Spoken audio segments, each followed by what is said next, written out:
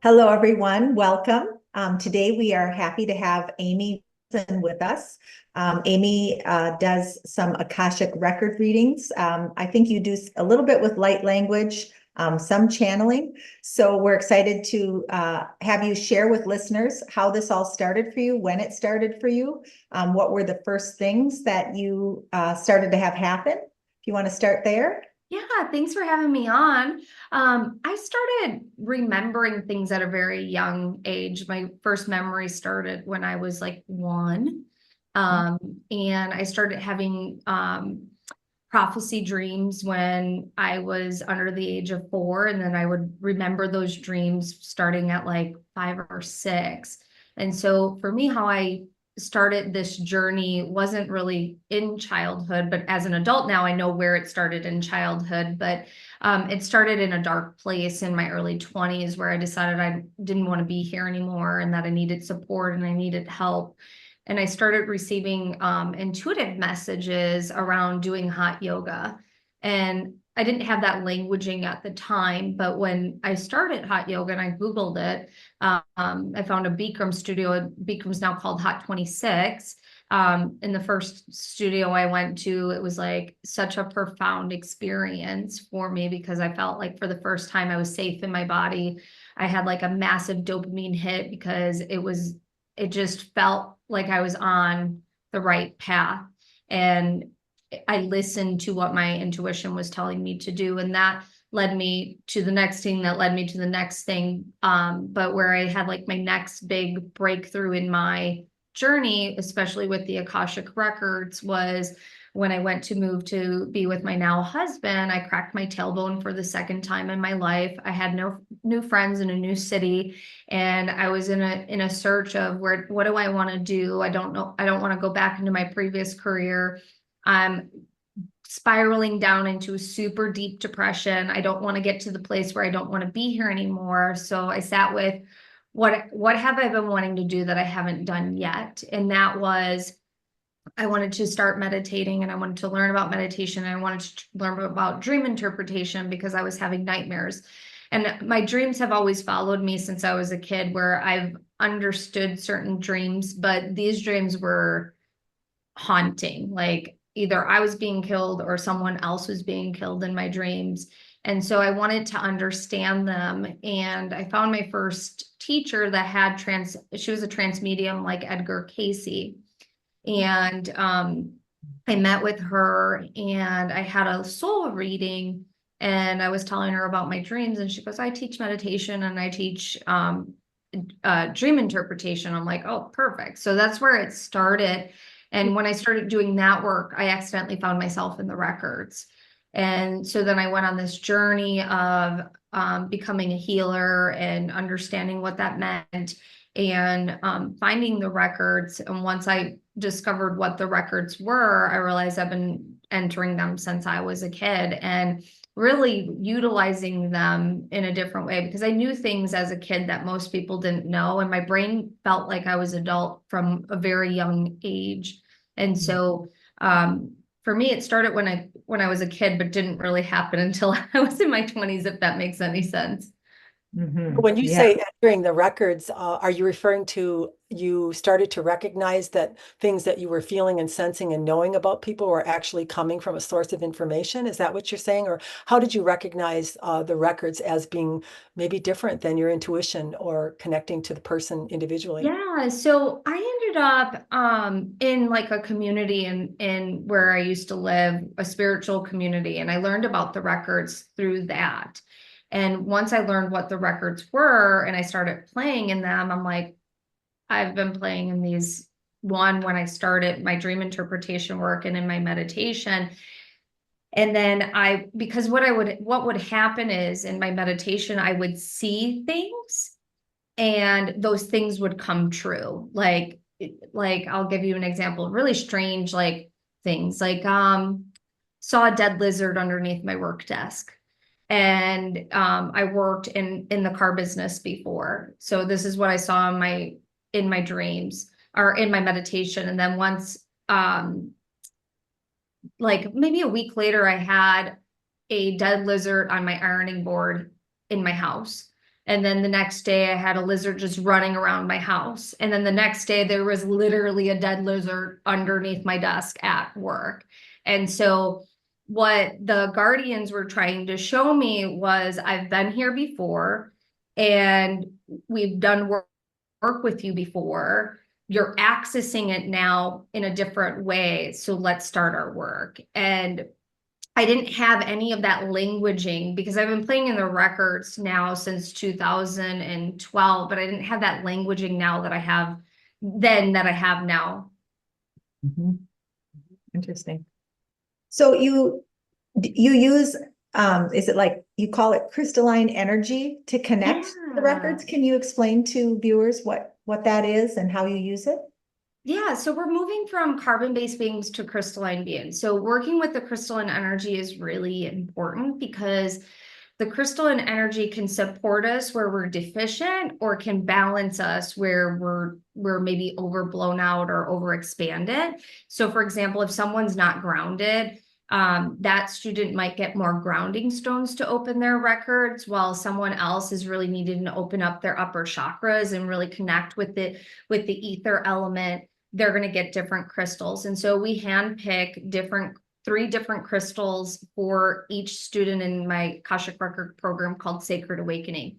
And so I teach my students how to have a very specific method of opening their records with 3 types of crystals to support them in their Akashic Record journey, to support them in opening their Akashic Records as well.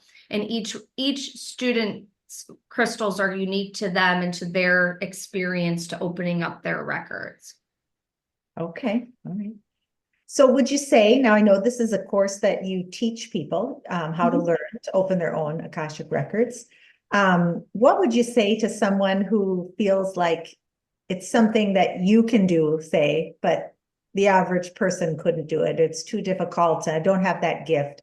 What advice could you offer to someone that feels that way? Yeah, so here's the thing. The Akashic Record starts speaking to people when they are ready. And so if someone's listening to this and they're like, ooh, what's that about? They're speaking to you. That's the thing about it. And the veil is getting so thin that back in the day when someone wanted to go inside of the Akashic Records, we had to go into a deep trance in order to channel information. Now it is not the case whatsoever. And for some people, it comes very naturally, while others, it takes a little bit of time, a little bit of effort. No matter what spiritual tool you're using, you have to put the practice in order to create mastery with it anyways, just like meditation. And so I've had one student that told me that I took your course, Amy, just to prove to you that I couldn't do it and that I'm not intuitive. And she's an active practitioner that quit her previous job as a nurse and is doing Akashic Record readings and healings as well. And so just if you don't identify as intuitive or you don't identify as a psychic, you don't have to identify as any of that. What's most important is if you're being drawn to them, it's really important to listen to that and to find the right teacher for you, because there's so many different ways that people use the Akashic Records. And for anybody that's listening to this that doesn't know what the Akashic Records are, the Akashic Records is like a Google database of your soul. Every word, deed, thought from the moment your soul is incepted is recorded in the Akashic field. And we can open up the Akashic Records to receive love and guidance and support in any and all areas of our life. And the way that I use the records is for the past, the present, and the future. And because I think that if we only focus on the past, that can get really heavy. If we're only focusing on the future, that can also get really out of balance really quick because you're not living in the present moment. And then there's things that are constantly going on in our life in the present moment that we want to address as well. And so I find that it's a life tool for you to have a self-discovery and to evolve. Well, I'm really excited to maybe experience the Akashic Records. It's not something I've ever done, so I'm really grateful that you're willing to do that on the show today. And I'd really like to see what possible benefit there is or what could come through that would make me understand the value or what one could learn from this process and what you actually do with your clients. So I think it's a good way to showcase what you do. So if you would like to do that, that would be wonderful. So, what I want you to do is ask an open-ended question. And for anybody that's listening to this, whatever I'm sharing with Robin or Heidi, if one part resonates with you, that's also for you, since we're doing this in a group setting. If all of it resonates with you, great. Any parts that don't resonate with you, leave behind. They're not for you. So just take what resonates, leave behind the rest. And so go ahead, Robin, if you want to ask a question. Yeah. Well, I guess I'm always interested in what direction maybe my work will take me or what will be the most satisfying direction for me to pursue. Sometimes I'm doing a lot of sessions and I'm not quite sure if this is the direction I'm going to go. I'm going to be going to a Sedona Transcendent Retreat where it'll be more of a public thing where I'm actually doing a larger group of people, which I haven't done before. So I'm kind of trying to feel what is the best direction for me in the future that would be the most satisfying to me.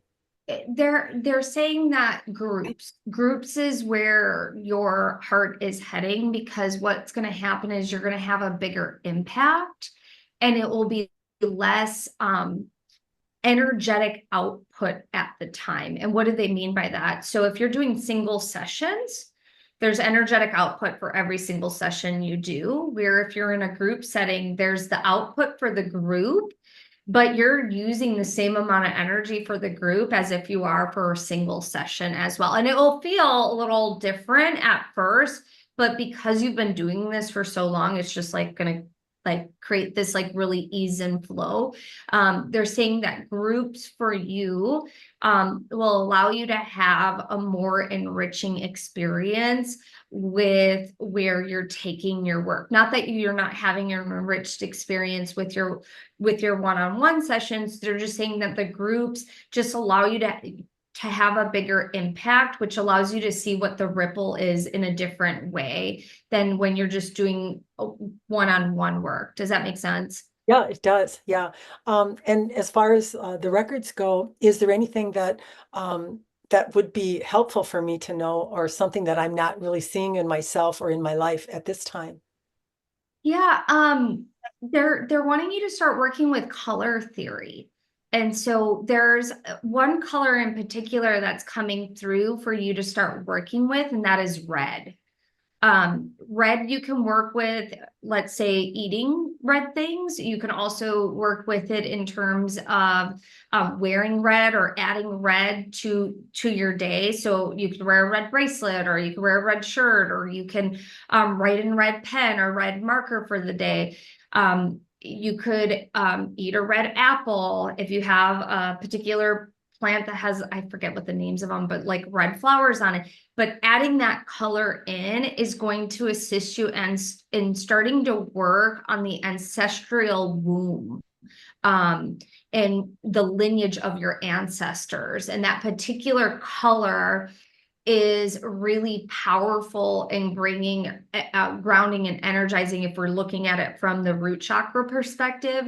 But what specifically, and they're wanting me to say this very specific, it's the ancestral womb that it's working on in terms of your lineage. And by you just wearing the color and not really doing much, like you don't even have to do much with it. At first, what's going to happen is you're just going to wear it. And then what's going to start happening is you're going to start receiving downloads and insights on things for you to start working on or working towards or letting go of.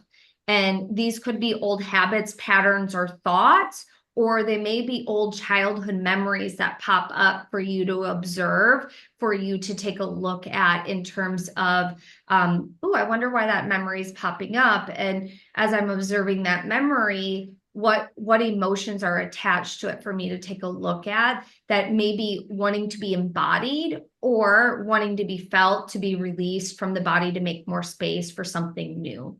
Mm-hmm.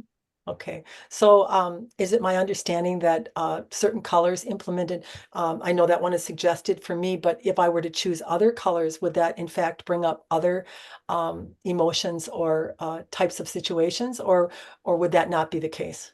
Yeah, of course. Yeah. So, everyone, we're all frequency, and everything holds a particular frequency. Even medication, when we're taking a medicine, um that medicine has a color frequency attached to it.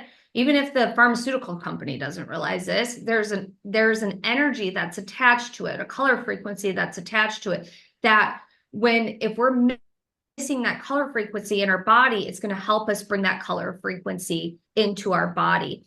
And so we want to understand what color frequencies work for us and what color frequencies don't. And so I'm going to give you an example.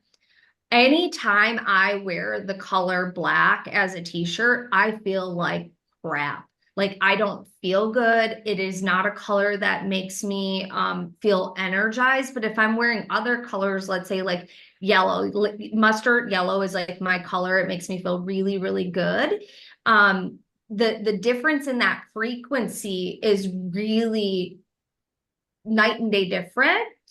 And so we want to understand like what colors work for us and what colors don't work for us. And I know a lot of people love the color black, and some people that works really well, but some people it actually makes them super depressed and super sick. And so when the guardians are talking about color, this isn't a indefinite work with this color indefinitely. You'll know like when it's time to start switching to a different color to work with. Uh-huh. Yeah. Well, I think that's really interesting and good information to have because a lot of times you're wearing things and you're not really thinking about how you're feeling in them. So I'm definitely going to pay more attention to that when I choose something. Heidi, did you have a question at all?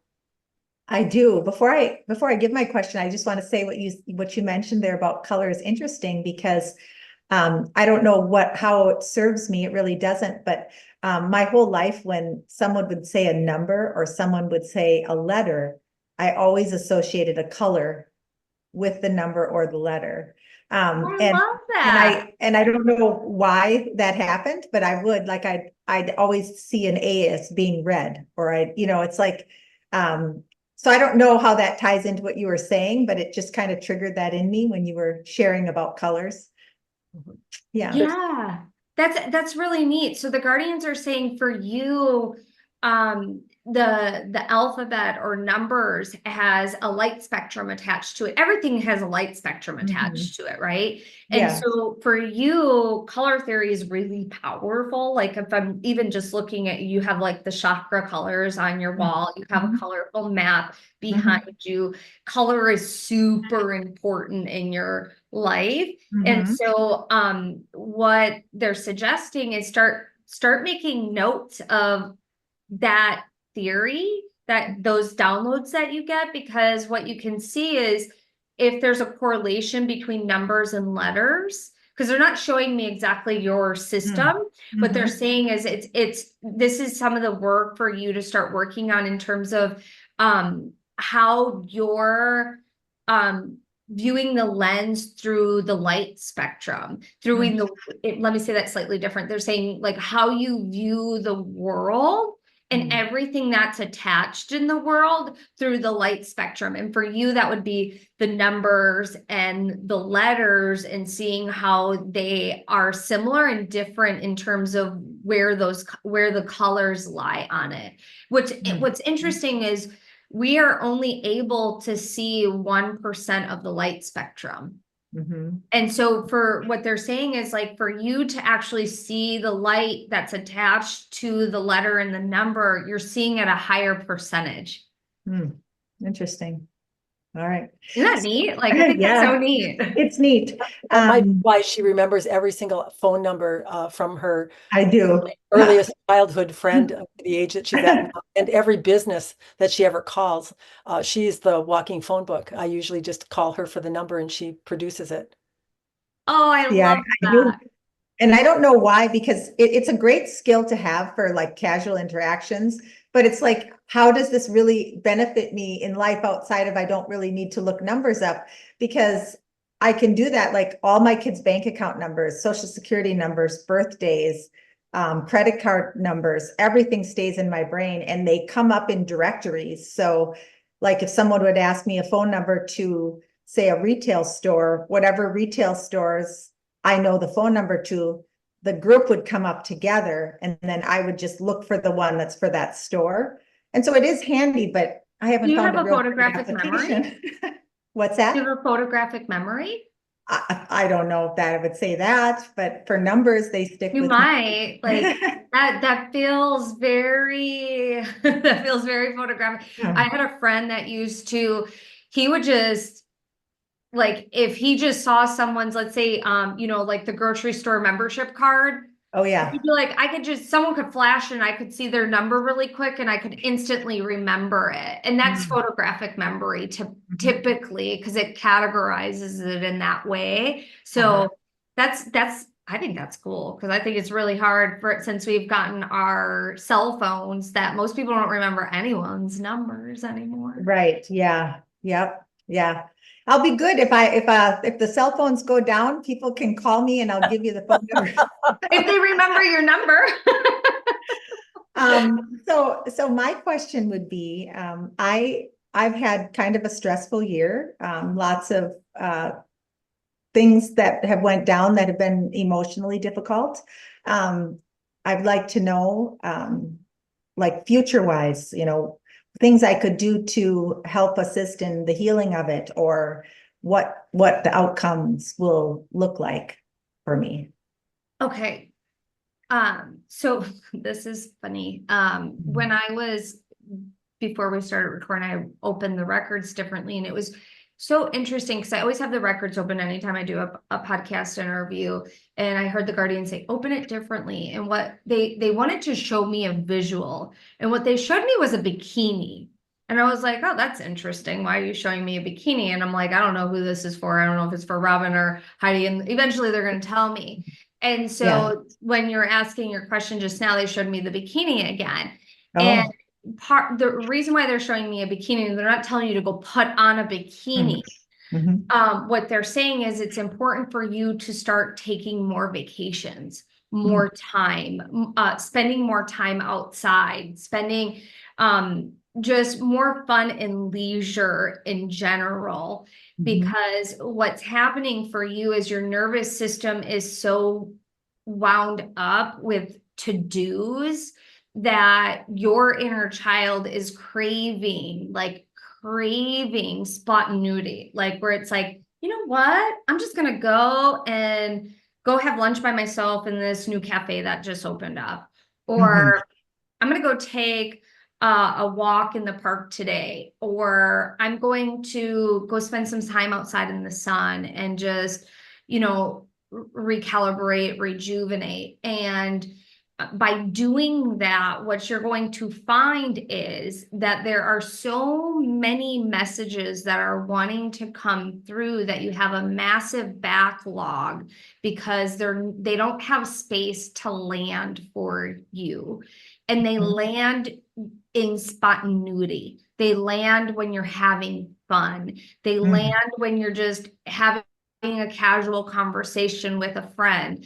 And by doing this, what you're going to see is there's this new pathway that's opening up that's going to bring you in new revenue and new growth. I want to ask my question over now. And I think I would agree. She's in a period or time in her life where she's giving and giving and giving and not really taking any time for herself. So I have to say for you that probably really resonated with you as a Oh, true yeah. thing that you do. I myself too am finding during this transitional period, I'm getting lots of looks at myself in all different areas of my life, and some of them I'm not liking the way that I feel in them. Sometimes I feel a little bit irritated, frustrated, some repeat experiences now and then. So I'm just wondering with that question, could you offer any guidance or any understanding as to why I might be experiencing those types of emotions? Hold that thought. I want to just check in with Heidi to see how that landed and if there's anything that was coming up for you. And then Robin, I'll come back to you and answer that question. Yeah, I definitely feel like it was very accurate. Very much so how I feel. I feel like I'm kind of in a place right now where I would like to take that time, but we're a little short staffed at our business, and with everything else that I have in that, I feel like there's always a day where this needs to get done, that needs to get done. So putting that free time in is kind of difficult. So I think it definitely is 100% what I need. I feel like there's a lot of emotion behind it also because it's what I would love to be doing, but I don't feel like I can do that right now. So I do feel that very strongly. Yeah. Mhm. Okay. So they're wanting to share this piece, and first they're wanting me to ask you, what do you think about the bikini? What do I think about the actual bikini or what it represents? No, just in Um, general. When you heard me say oh, bikini, what was your thought? um, well, at first I was thinking that they wanted me to get one and wear it, and I would be like, I don't know if I want to do that. Yeah. So there's that resistance. That's where they're wanting me to like point that out, because your mind immediately jumps to, oh, they're wanting me to get this bikini. I'm not going to do that. And Yeah. so they're telling you it's really important for you to take time out, and you're like, I don't know if we could do that. There's no time in the day to do that. And so there is more time than you perceive in your day. In taking 10 minutes to go outside to hit the reset button, you beyond deserve that. Mhm. Yeah. Well, I think the trouble that I'm experiencing right now is even if I have that 10 minutes, I can be so wrapped up in the stress of the situation that I was just in that it's hard for me to just say, okay, I'm discarding those thoughts now, and I'm just going to be open and free, not thinking about it for 10 minutes. It feels like I can't get rid of that stuff even when I'm on a break. No, the Yeah. flash that I got right away when she brought up the bikini was remembering a time when you wore one and what you were like, how you, Yeah. that's what Probably came a through. little bit more or less stressed, right? Like, Yeah. so the thing that they're wanting to share with you, Heidi, is just it's going to take practice. And so the more that you give yourself permission to step outside, even if it's just literally, I'm going to go outside and I'm going to breathe 20 conscious breaths to ground myself and reset, that's Mhm. better than just moving to the next task because you're always in a rush to get things done. Yeah. Yeah. Yeah. I can try that. Mhm. Yeah, so it's just like they're saying it's so important to have that reset, because if you take 4 resets through your workday, you're going to feel a million times better. And it's going to take about 2 weeks for you to get used to doing it. Okay. So what you're saying is it's as important for her to value herself as much as she is all the other people Absolutely. that she's giving time to. Mhm. And I get caught in that where it's like, well, let me just answer this one last email. Well, no, my stomach is growling and I actually need to get up and go breathe and go eat a snack and reset, because you're going to actually be 10 times more productive and get your work done quicker if you take a break. And Mhm. there's studies that show this, like Mhm. it's proven science, but they're saying like just that 10, they're saying 10 breaths is not enough. It's 20 breaths for you minimum, where you're just breathing deeply for 20 breaths. If you have to set a timer for 3 minutes, so that Mhm. you know that you're not over. If you really just don't have enough time, like 3 minutes will be sufficient enough to get the 20 breaths in. So I hope that's Yep. helpful. And then how do Yep. you, Robin, I want to go back to, what was the question again? Um, Heidi, do you remember what I asked? Oh, I was asking about some of the emotional states that I've been going through, I would say in the last uh, 5 or 6 months. Some negative patterns of thinking, or just some frustration and some irritation at times in my experience. And then feeling those in a few of my close interactions sometimes. And I wondered what was the production of that, or what is it that I could look at or feel differently about, maybe to come into more of an aligned state in my personal life. So they're going to go back to this ancestral womb.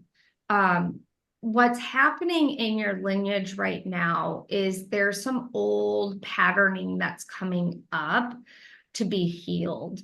And so some of it is learned behavior from women along your ancestral lineage on how they've handled things and how they've been treated in the past. And so that's part of it. So working with that red's going to help with that safety, that grounding, that energizing. The next piece to it is they're calling it emotional term oil. And what they're wanting you to do is be the observer of the emotional term oil. Instead of feeling like you're in the middle of it, take a step back out from it and observe as if you were observing like a client in the middle of emotional term oil. And when you're doing that, what you're going to do is you're going to befriend your emotional body and your ego in a different way that allows them to understand that you're reacting from past conditioning. And it goes way down the ancestral line with the women in your mother and father's side. It's not just one side, it's both sides of the lineage that it's a learned behavior and patterning from. And so when you take that step out, what you're doing is you're not being sucked into the vortex of it and feeling powerless. You're stepping out, being the observer, and you're stepping into your power because you're then observing it from a place of, let me see what I can do differently here. And then the ego and the emotional body feel that they actually can do something differently than they have always done in the past. Mhm. Is that helpful? Yeah, it makes sense. And it's pretty much what I do in my work is just by the observation alone, actually starts to dissipate that energy a little bit. It's just sometimes when you get in a little bit of a shitstorm, you can't always move yourself to that point. And I think it's in some sense good for me to experience it because I'm working with a lot of people that get stuck in patterns and old ways of thinking and being. And I am actually doing a lot of that observation. Most of it comes to me at night. It'll keep me up at night because I quite honestly am like Heidi. I'm pretty busy during the day and don't provide a lot of time to myself to actually feel myself. I'm always working on something or picking up a grandchild or doing something in my life that prevents me from doing that. But at night, when you're nailed to the bed, that's when everything starts to come up, or you start to review things that perhaps during the day you don't have time to.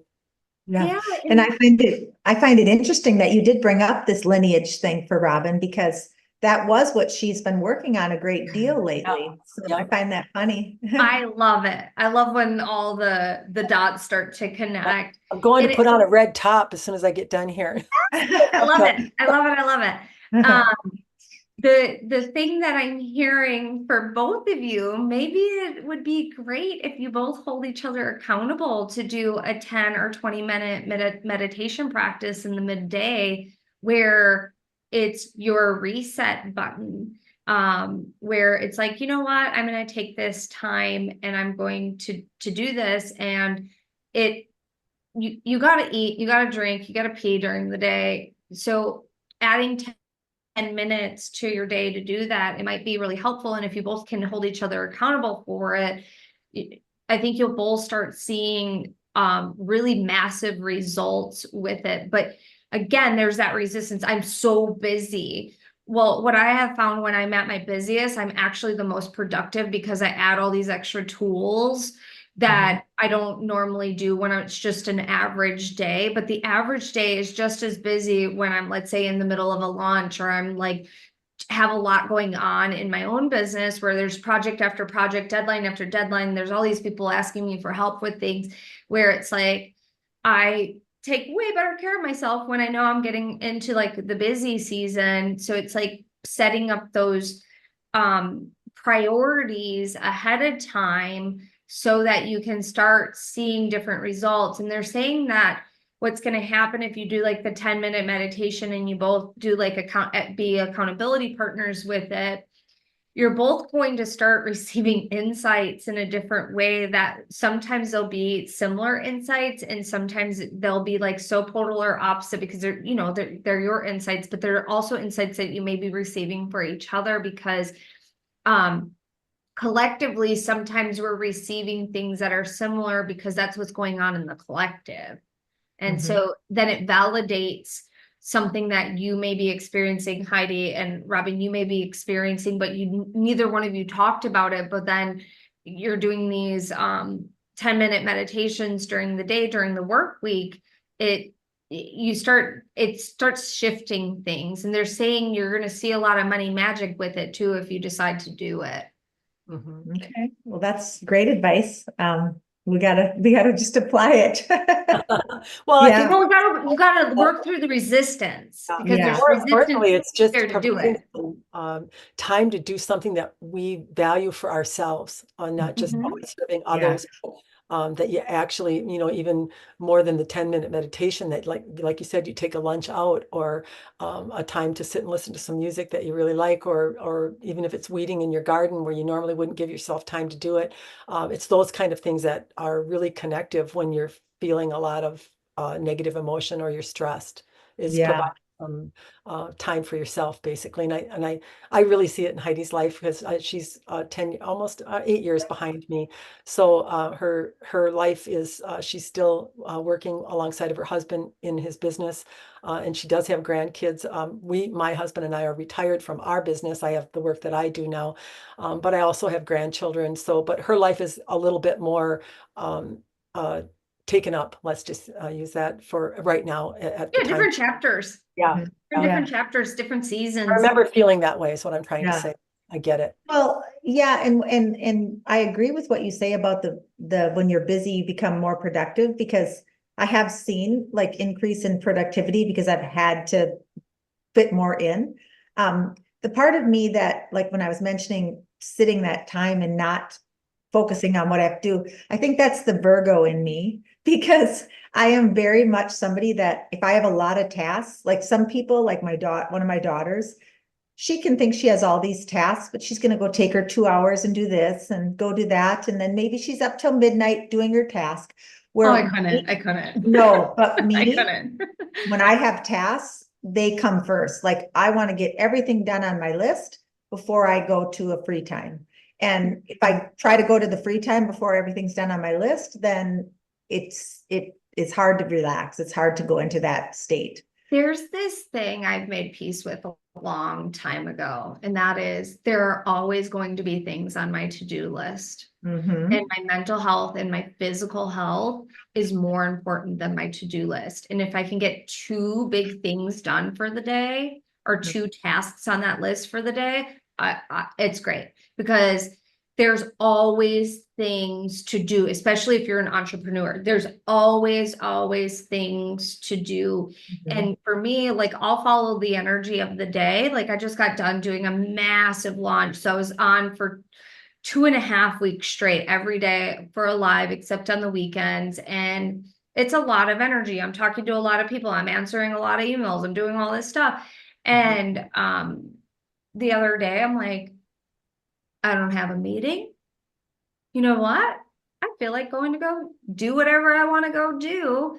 And I just let the day like unfold in front of me. And I check it with my team if they need something, great. But otherwise, like I went to, what did I go do? Oh, I went to the salon. She goes, how was your work day? And I like thought about it. I'm like, she goes, wait, what? And I was like, I don't have work today. So it's like, that's the thing. It's the work day, but you're an entrepreneur. And so you can decide what you want to do. You are the only one that is shackling yourself to the desk. And yes, there are tasks that have to get done, but you can reorganize your schedule where you have more peace and more space. More importantly, the space has to be there in order to create the peace. Yes, absolutely.